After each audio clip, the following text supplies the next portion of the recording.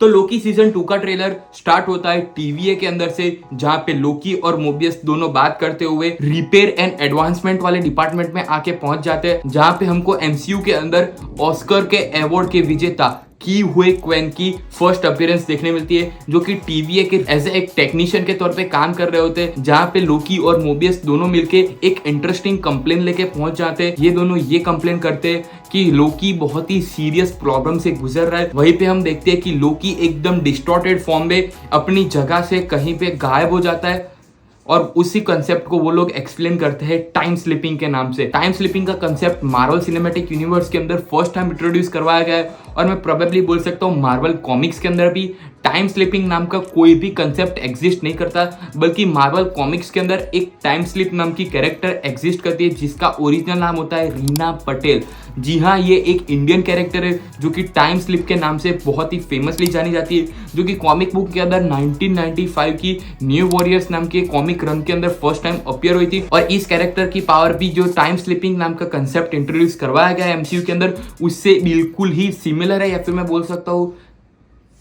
Copy भी बोल सकता हूँ मैं उसकी। लेकिन रीना पटेल उर्फ टाइम स्लिप की पावर भी अपने कॉन्शियस माइंड को कंट्रोल करके वो अपने प्रेजेंट या फिर पास्ट, प्रेजेंट नहीं हो सकता, वो अपने फ्यूचर या फिर अपने पास्ट के कॉन्शियस माइंड को कंट्रोल करके वो खुद को कंट्रोल कर सकती है। वैसा ही हमको इस ट्रेलर के स्टार्टिंग में भी देखने मिला था कि लोकी अपने पास्ट में चला जाता है कभी, या फिर कभी वो अपने फ्यूचर में पहुंच जाता है। लेकिन उसी समय मोबियस टेक्नीशियन से ये सवाल पूछता है कि क्या आपको टाइम स्लिपिंग के नाम के कंसेप्ट के बारे में पता है। तब वहां पे मौजूद टेक्नीशियन ये बताता है कि मुझे टाइम स्लिपिंग के कंसेप्ट के बारे में सब कुछ पता है, लेकिन इसका इलाज टीवीए के अंदर नहीं हो सकता। तब मोबियस पूछता है कि इसका इलाज कहाँ पे होगा।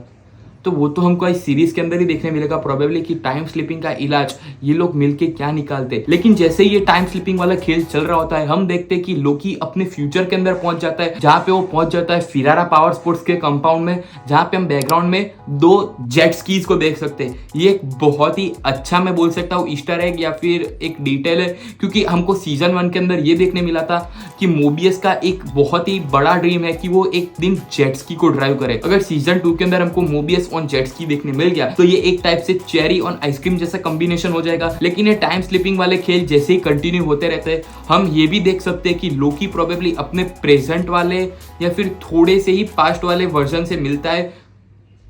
वर्जन नहीं बोल सकता हूँ, वो अपने आप से ही मिलता है, और वो जैसे ही हेलो बोलता है वो अपनी पोजीशन तुरंत चेंज करता है ड्यू टू टाइम स्लिपिंग। और ये टाइम स्लिपिंग वाली जैसी हरकतें चल रही होती है, तुरंत ही मार्वल का इंट्रो स्टार्ट हो जाता है विद द गुड या फिर बोल सकता हूँ टेरिफिक बैकग्राउंड म्यूजिक, जो कि इस ट्रेलर की एक टाइप से क्यूरियसनेस या फिर जो मिस्ट्री वाली वाइब्स आती है उसको और भी ज्यादा बढ़ा देता है। लेकिन जैसे ही मार्वल का इंट्रो खत्म होता है, हम सिल्वी की फर्स्ट अपीयरेंस देखते हैं, जो कि प्रोबेबली एक रूम के अंदर प्रेजेंट थी, और उसके रूम के अंदर उसी के सामने बहुत सारे ऑब्जेक्ट हवा में ऐसे ऊपर एंटी ग्रेविटेशनल डायरेक्शन में उड़ रहे थे, और उन्हीं सभी ऑब्जेक्ट के अंदर से थ्रेड लाइक चीजें ऐसे सर्कुलर पैटर्न में बाहर निकल के आ रही होती है। लेकिन जैसे ही सिल्वी का फर्स्ट लुक हटता है, हम बहुत ही इंटरेस्टिंग चीज ये देखते हैं कि लोकी वो जो सीजन 1 के अंदर टाइम कीपर के पास, टाइम कीपर नहीं लेकिन वो जो टीवीए के अंदर काम करने वाले सोल्जर के पास वो जो डिवाइस होता है डंडे जैसा, उसी का यूज करके वॉल पे वो मारता है। और जैसे ही वॉल पे मारता है, हम देखते हैं कि वो जो टाइम कीपर वाले जितने भी पोस्टर होते हैं वो धीरे धीरे एकदम एक्सपोज होना स्टार्ट हो जाते हैं या फिर वो फेड होना स्टार्ट हो जाते हैं। और हम अब टीवीए के टाइम कीपर के पोस्टर की जगह पे हम अब गैंग के कई सारे हेड के स्कल्पचर्स को वॉल पे प्रेजेंट देख सकते हैं। और हम ये प्रोबेबली सीक्वेंस स्टार्टिंग में ही देखेंगे जब लोकी मोबियस को ये एक्सपोज करके बता रहा होगा कि टाइम कीपर जैसी कोई चीज एग्जिस्ट ही नहीं करती है, क्योंकि हम बैकग्राउंड में या फिर स्क्रीन के लेफ्ट बॉटम कॉर्नर में भी देख सकते हैं कि टीवीए के टाइम कीपर का हेड वहीं पे पड़ा हुआ होता है, जो कि सिल्वी ने सीजन 1 के अंदर अपनी तलवार से उड़ाया हुआ होता है। और इसी शॉट से रिलेटेड जब भी एक और सीन इस ट्रेलर के अंदर अपीयर होता है, हम देख सकते हैं कि वॉल पे जब भी लोकी ने ये बात एक्सपोज की हुई होगी, वहां पे हम गैंग के कई सारे वेरिएंट को एक दूसरे से लड़ता हुआ भी एक पिक्चर देख सकते हैं, जो कि सिग्निफाई कर रहा था कि ही हू रिमेन्स ने कितने लंबे समय से अपने सभी वेरिएंट्स को एक सेक्रेट टाइमलाइन के तौर पे बांध के रखा था, जिसको सिल्वी और लोकी ने मिलके रिलीज कर दिया। लेकिन ट्रेलर जैसे ही आगे बढ़ता है, हम देखते हैं कि लोकी और मोबियस अपने वही टीवीए वाले टाइम पोर्टल का यूज करके पास्ट में आ जाते हैं। हम वीडियो स्क्रीन पे ये भी देख सकते हैं कि लोकी ने अपनी पावर को यूज करके एक इंसान को उड़ा दिया। लेकिन वहीं पे ट्रेलर की 1 मिनट और 4 सेकंड पे एक कैच सीक्वेंस हमको दिखाई जाती है, जहां पे लोकी अपनी पावर को यूज करके एक एक्टर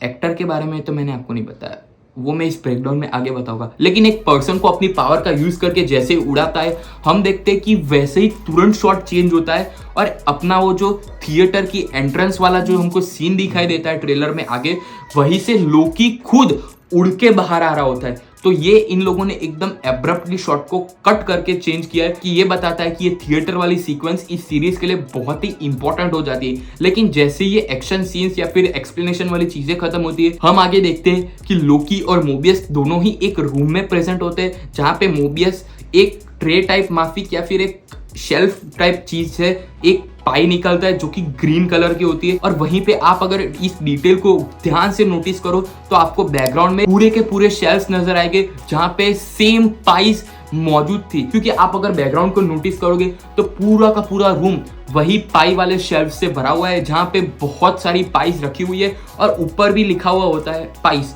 लेकिन ये पाई वाला रूम बहुत ज्यादा इंपॉर्टेंट इसलिए भी हो जाता है क्योंकि ट्रेलर के एंड में इसी पाई वाले रूम में हम सिल्वी को एंटर करता हुआ भी देख सकते हैं और वहीं सिल्वी, लोकी और मोबियस तीनों लोग भी मौजूद होते हैं उसी पाई वाले रूम के अंदर। क्योंकि जब भी सिल्वी ये बोल रही होती है कि we are playing against the gods, तो वहीं पे हम बैकग्राउंड में भी ये देख सकते हैं कि वही पाई वाले रूम्स या फिर पाई वाले शेल्फ्स मौजूद होते हैं, जहाँ पे ये तीनों मेन कैरेक्टर मिलके कुछ बहुत ही इंपॉर्टेंट डिस्कस कर रहे होंगे प्रोबेबली। लेकिन इस ब्रेकडाउन में मैंने जिस बात का पहले जिक्र किया था कि वो थिएटर वाली सीक्वेंस बहुत ही इंपॉर्टेंट हो जाती है इस सीरीज के पर्सपेक्टिव से, वही थिएटर वाली सीक्वेंस जब भी अपेयर होती है हम देखते हैं कि सभी लोग अपने हाथ में कुछ पोस्टर लेके रास्ते पे खड़े होते हैं और वहीं पे एक गाड़ी आती है और गाड़ी से एक एक्टर या फिर एक बहुत ही फेमस पर्सन निकल के सभी को ऐसे अपलोड या फिर ग्रीट कर रहा होता है। लेकिन अगर वहीं पे अगर हम बहुत ही ध्यान से या फिर डिटेल के बारे में अगर हम इन्वेस्टिगेट करें तो सबसे पहली डिटेल तो वहाँ पे मौजूद वो जो मूवी पोस्टर होता है वहीं से निकल के आती है, जहाँ पे मूवी पोस्टर पे लिखा होता है ज़ेनिएक। ज़ेनिएक के बारे में आपको अगर मैं बताऊं तो मार्वल कॉमिक्स में एग्जिस्ट करने वाला एक विलन है जिसको पावर मिली होती है लिया के अंकल के थ्रू, मतलब अपने डोर मामू के थ्रू, जो कि डार्क डिमेंशन के अंदर एग्जिस्ट करता है। उसी के थ्रू इसी बंदे को या फिर इस ह्यूमन को पावर मिली होती है, जिसके कारण ये एक पैरासाइट बन जाता है जो कि इंसान के अंदर घुस के उसके अंदर मौजूद रहे जितने भी इमोशंस है उसको कंप्लीटली डिस्ट्रॉय कर देता है। और वो जिस भी इंसान के अंदर मौजूद या फिर घुस जाता है उस इंसान के अंदर ब्लड लस्ट बढ़ा देता है, मतलब कि खून की तलब उस इंसान के अंदर बढ़ जाती है और उसी के साथ उसी इंसान के अंदर वुमेन्स को मारने की जिद भी बढ़ जाती है, मतलब वो लड़कियों को मारना चाहता है। लेकिन इसी ज़ेनिएक वाले पोस्टर के ठीक एंड में हम गुडमैन प्रोडक्शन को लिखा हुआ देख सकते हैं, जिसके बारे में अगर आपको नहीं पता तो मैं बता दूं कि गुडमैन प्रोडक्शन रेफरेंस था मार्वल की कॉमिक्स के बारे में, कि मार्वल कॉमिक्स पहले गुडमैन प्रोडक्शन के नाम से जाना जाता था, जिसका मतलब ये कि प्रोबेबली ये जो एक्टर गाड़ी से निकल के सभी लोगों को ग्रीट कर रहा है, ज़ेनिएक की मूवी के प्रीमियर के अंदर पहुंच चुका है, वही ज़ेनिएक खुद है, मतलब वही ब्रेड वुल्फ तो उसी का नाम है, मतलब वही एक सीक्रेट विलन है इस सीरीज का। लेकिन अगर इस थिएटर वाले शॉट को थोड़ा और डिटेल से देखें तो वहां पे हम देख सकते हैं कि एक गाड़ी भी मौजूद होती है जिसके आगे लिखा हुआ होता है आर्क 158H, की मार्वल कॉमिक्स के अंदर शील्ड की उड़ती गाड़ी,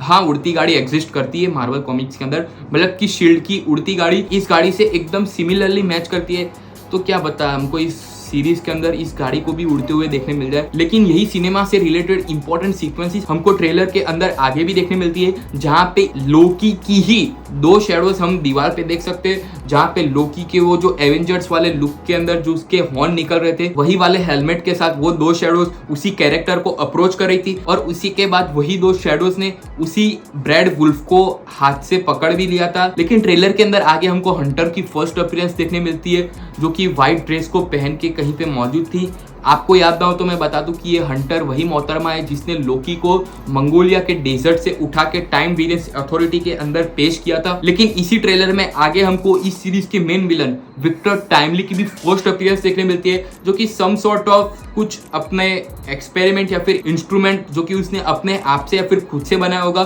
उसको सभी लोगों के सामने डेमोन्स्ट्रेट कर रहा है। अगर आपको विक्टर टाइमली के बारे में डिटेल में नहीं पता तो मैं आपको एक ओवरव्यू हल्का सा ये दे देता हूँ कि ये कैंग खुद है, मतलब वो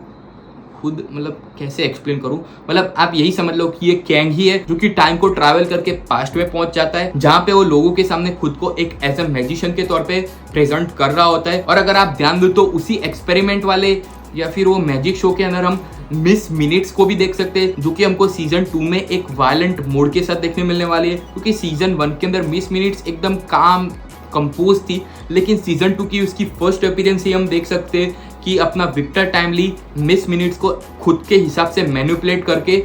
या फिर खुद की एक पावर के रिसोर्स के तौर पे उसको यूज कर रहा होगा, जो कि लोगों को वहां से भगा रही होती है। लेकिन मैं विक्टर टाइमली के बारे में डिटेल में एक डेडिकेटेड वीडियो में डिस्कस करना चाहूंगा, जहां मैं उसकी पूरी की पूरी कुंडली तो नहीं बोल सकता, लेकिन मैं उसके अंदर उसके पूरे के पूरे कच्चे चिट्ठे आपके सामने लेके मौजूद हो जाऊंगा। लेकिन ट्रेलर के अंदर कुछ एक और शॉट्स बाकी रह जाते हैं, जो कि सीरीज के लिए बहुत ही इंपॉर्टेंट हो जाते हैं, जिसमें से एक शॉट ये था कि सिल्वी अपने कमान में से जैसी ही तलवार निकालती है, अगर हम बैकग्राउंड को ध्यान से नोटिस करें तो वहां पे कई सारे ह्यूमन के बिना सर और बिना पैर के मॉडल को मौजूद वहां पे देख सकते हैं। और वही मॉडल वाली सीक्वेंस हम रेवोना के साथ एसोसिएटेड भी देख सकते हैं, जहां पे रेवोना एक रॉकेट लॉन्चर टाइप इंस्ट्रूमेंट को चार्ज अप कर रही होती है, और उसी के बाजू में हम वही मॉडल को देख सकते हैं, जिसका मतलब ये है कि सिल्वी और रेवोना के बीच में 1-on-1 फाइट इस सीरीज के अंदर डेफिनेटली होने वाली है। और रेवोना से ही रिलेटेड एक और सीक्वेंस हमको इस ट्रेलर के अंदर देखने मिलती है, जहां पे रेवोना प्रोबेबली दी वॉइड के अंदर पहुंच गई होगी, क्योंकि उसके फेस पे गिर रही लाइट्स और बैकग्राउंड को अगर हम ध्यान से नोटिस करें तो वो वही वॉइड से एकदम परफेक्टली मैच करती है, जो कि हमको सीजन 1 के अंदर देखने मिली थी। लेकिन ये वॉइड इस सीरीज के अंदर डेफिनेटली रिटर्न करने वाला है, क्योंकि हम इसी ट्रेलर के अंदर कैंग का सिटाडेल, जो कि बहुत ही खराब हालत में टूटा फूटा है, हम उसको वापस से देख सकते हैं। और इसी ट्रेलर के अंदर हम लोग मोबियस को एक स्पेस सूट या फिर एक एक्सो सूट को पहने हुए अपने हाथ में एक बहुत ही बड़ा वायर जैसा इंस्ट्रूमेंट को लेके कुछ एकदम ग्लोइंग या फिर एनर्जी को इमिट करते हुए चीज के पास दौड़ता हुआ देख सकते हैं, जिसको अगर आप गौर से देखो या फिर याद करो तो आपको सीजन 1 का एंडिंग याद आएगा, जहां पे एक सेक्रेट टाइमलाइन को जिसको ही हु रिमेन्स बांध के रखा हुआ था, उसकी मौत जैसे ही होती है हम देखते हैं कि कई सारी ब्रांच टाइमलाइन उसी एक सेक्रेट टाइमलाइन से निकलना स्टार्ट हो जाती है। तो प्रोबेबली मुझे ये लगता है कि मोबियस, लोकी और सिल्वी तीनों मिलके उसी एक सेक्रेट टाइमलाइन को ठीक करने की कोशिश कर रहे होंगे, क्योंकि आप अगर उस सीक्वेंस को ध्यान से देखो तो एक कुछ वायर या फिर एक प्लकर वाले इंस्ट्रूमेंट को यूज करके वही सेक्रेट टाइमलाइन को अपनी जगह पे वापस से फिक्स करता हुआ हम देख सकते हैं। लेकिन हम सभी को यही पता है कि वो सेक्रेट टाइमलाइन कभी भी वापस से फिक्स नहीं होने वाली, क्योंकि अगर वो टाइमलाइन फिक्स हो गई